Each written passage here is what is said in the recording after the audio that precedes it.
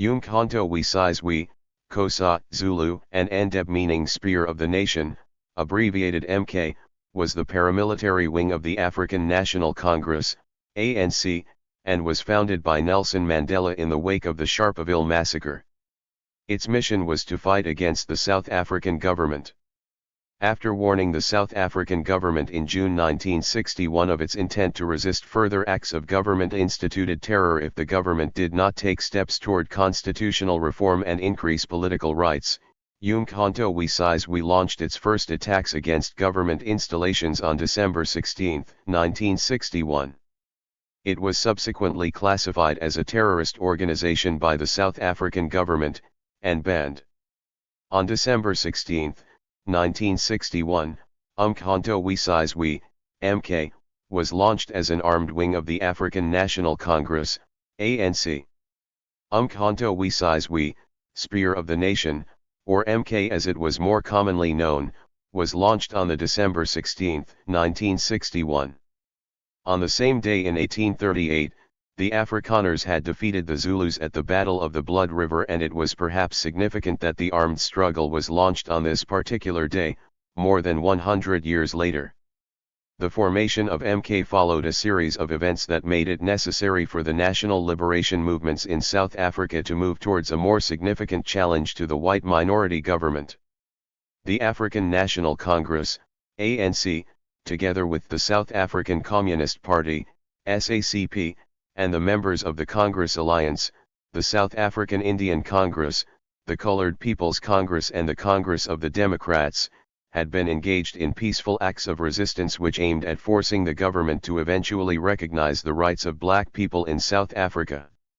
However, the 1950s and the early 1960s showed the intention by the South African government to further isolate the country's black people through various laws and severe repressive measures. In addition, in the face of repressive measures by the state, came the need to change tactics in the manner in which the ANC, SACP, and the Congress Alliance had been approaching the struggle for freedom and equality. Changing tactics was not going to be a simple and easy thing for the ANC, because for a long time it had embraced the nonviolence approach, an approach favored by Chief Albert Lutuli, president of the ANC at that time. Apart from the nonviolence stance that the ANC embraced, there were other issues that did not support the idea of an armed struggle. For instance, at the time when the decision was made to form the MK, the ANC was banned under the Unlawful Organizations Bill of 1960. Therefore, if the decision to take up arms became the decision of the ANC as the organization, that would have put its Congress alliance in danger of being banned. In the 1950s it became clear to some members of the ANC and the SACP that passive resistance and nonviolence were not working. A factor that undoubtedly had an influence on the thinking of the ANC and the SACP, and which probably had a bearing on their shift towards political violence in 1961, was the general failure of the ANC-directed campaigns of the 1950s to bring about meaningful political changes based on the policy of nonviolence and moderation, following the moderate successes of the Defiance Campaign of 1952 and the Western Areas Campaign. Some sources cite that the reason for these moderate successes were due to unproductive and unfocused meetings. The ANC also showed a shift in its policies during the annual National Congress on June 26, 1955 in Kliptown, where the Freedom Charter was adopted. The significance of the Freedom Charter was that the perception of the ANC as an African-only organization shifted to one that embraces a growing unity amongst all black peoples. However, this multiracial ideology did lead to a split within the ANC by those members like Robert Sobukwe, who espoused the Pan-Africanist view of Africa for Africans. He went on to form the Pan-Africanist Congress, PAC. The most significant catalyst that led to the taking up of arms was the Sharpeville massacre on March 21, 1960, where the government violently crushed a peaceful anti-PAS demonstration organized by the Pan-African Congress. This demonstration led to the deaths of 69 people, with 186 wounded. Also in the Western Cape Township, Langa, 3 people were killed and 27 injured in clashes with police over the burning of passes. The state's heavy-handed response to the peaceful demonstrations and the subsequent banning of the ANC and SACP the following month, dealt a serious blow to the ANC and its allies. Therefore, in 1960, after the Sharpeville massacre and the banning of liberation organizations, many more ANC and SACP members were convinced the time had come to rethink the approach towards the struggle and move from passive resistance to the armed struggle. By the end of 1960, popular resistance seemed to be crushed. The flames of the burning passes had been put out by the bullets of Sharpeville and Langa. The week-long stay-away called for the April 19, 1960 failed to raise the spirit of a dejected people. Those liberation leaders who escaped the massive state clampdown slipped out of the country to begin reorganizing resistance from abroad. For Mandela, this was the turning point. If the government reaction is to crush by naked force our nonviolent struggle, he told a gathering of local and foreign press in a safe house, we will have to reconsider our tactics. In my mind, we are closing a chapter on this question of a nonviolent policy. Various suggestions have been given on who and how the idea and the decision to take up arms came into being. One is that the proposal was first made to the ANC by Mandela in June, but Ben Turek suggests that it was in one private meeting between April and May 1960, which comprised of a handful of SACP activists, Yusuf Dadoo, Jack Hodgson, Joe Matthews, Michael Hermel, Moses Kotane, Ben Turek, and Ruth First, Bram Fisher and Bartholomew Hlapan. At this meeting, Michael Hermel presented a proposal of a move towards armed struggle. The proposal, according to Ben Turek, suggested that peaceful methods of struggle were over, that one had to now look at alternatives, and that the alternative was armed struggle, violence. And it set this in the context of Marxist theory and communist theory, and revolutionary practice. This proposal was later presented to individuals within the ANC, and it therefore predates the 1961 decision of the ANC to begin the armed struggle. At an ANC Working Committee meeting in June 1961, Mandela presented the proposal for a military wing. Initially, Moses Kotane disagreed. He argued that there is still room for the old methods if we are imaginative and determined enough. Eventually, however, Kotane agreed to the matter being raised with the National Executive. Later that month, the National Executive met in Durban. Like all ANC meetings at the time, the meeting was secret and held at night in order to avoid the police. Mandela anticipated difficulties. There was no doubt that the timing was poor. At the treason trial, the ANC had contended that nonviolence was an inviolate principle of the movement, not simply a tactic. He knew, furthermore, that Chief Luthulai's commitment to nonviolence was deeply moral and feared his opposition. However, Luthulai was ultimately persuaded. "If anyone thinks I am a pacifist," he said, "let him try to take my chickens, and he will know how wrong he is."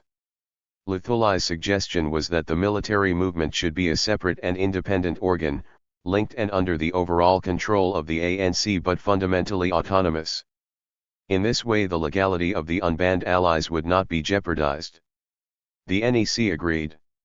The following night, the Joint Executive met in Durban, including representatives from the Indian Congress, the Colored People's Congress, the South African Congress of Trade Unions and the Congress of Democrats. Chief Luthulai opened the meeting by saying that even though the ANC had endorsed the decision on violence, it is a matter of such gravity, I would like my colleagues here tonight to consider the issue afresh. For Mandela, this was a sign that the chief was not 100% convinced by his proposal. However, when the session opened at 8 p.m., Mandela presented his arguments once again. Malvi Kashalia pleaded with the ANC not to take up arms, arguing that the state would slaughter the whole liberation movement. "Nonviolence has not failed us, we have failed nonviolence," pleaded J.N. Singh. "We argued the entire night," recalled Mandela, but then suddenly M.D. Naidu, a member of the South African Indian Congress, said to his Indian colleagues, "Ah, you are afraid of going to jail, that is all." By dawn, Mandela had his authority. Nelson Mandela of the ANC and Joe Slovo of the SACP were mandated to form the new military organization and its high command, separate from the ANC. The policy of the ANC would still be that of nonviolence. They were authorized to join with whomever they wanted or needed to create this organization, and they would not be under the direct control of the mother organization, ANC. At the time when MK was formed, a decision was taken that it should be an independent organization.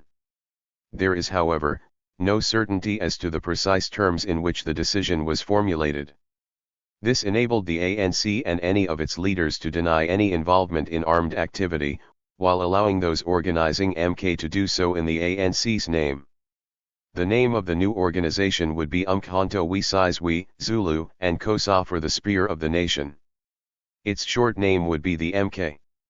The MK's aim was to hit back by all means within our power in defense of our people, our future, and our freedom.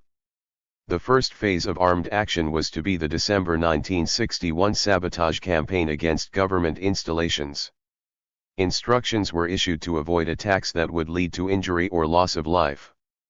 Joe Slovo wrote, "No one believed that the tactic of sabotage could, on its own, lead to the collapse of the racist state. It would be the first phase of controlled violence designed to serve a number of purposes. It would be a graphic pointer to the need for carefully planned action rather than spontaneous or terrorist acts of retaliation which were already in evidence, and it would demonstrate that the responsibility for the slide towards bloody civil war lay squarely with the regime."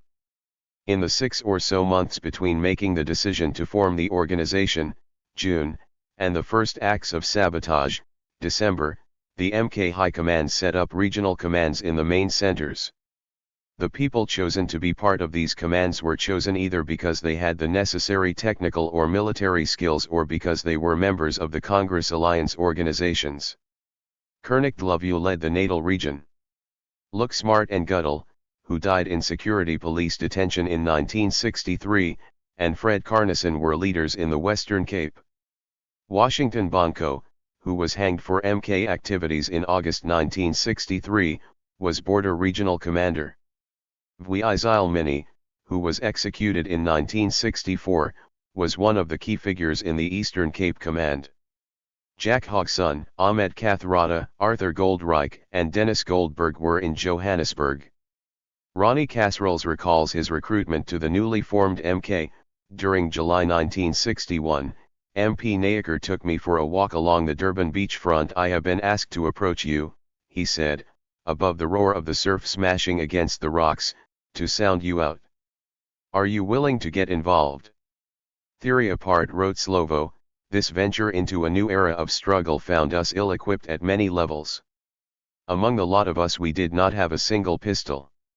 No one we knew had ever engaged in urban sabotage with homemade explosives. It was Jack Hodgson, appointed to the Johannesburg Military Command of MK, who showed them the ropes. A veteran of the Abyssinian campaign and a desert rat during the early stages of the North African War, Jack Hodgson taught the cotters the rudiments. Sacks of permanganate of potash were brought, wrote Slovo, and we spent days with pestles and mortars grinding the substance to a fine powder. Casseroles continues, he, Hodgson, placed a chemical mixture with icing sugar into a spoon and carefully added a drop of acid with an eyedropper. The powder burst into flame and we were as impressed as pupils in a science class. The problem, of course, was how to achieve the result without directly applying the acid. For that one required a timing device. With a huge grin he produced a condom. First he placed a teaspoon of the chemical mixture into the condom. Next he produced a small, gelatine capsule. Opening the capsule, he added a few drops of acid, carefully put the cap back on the capsule and dropped it into the condom. He told us that it normally took up to 50 minutes for the acid to eat through the capsule. Thank you for watching this video.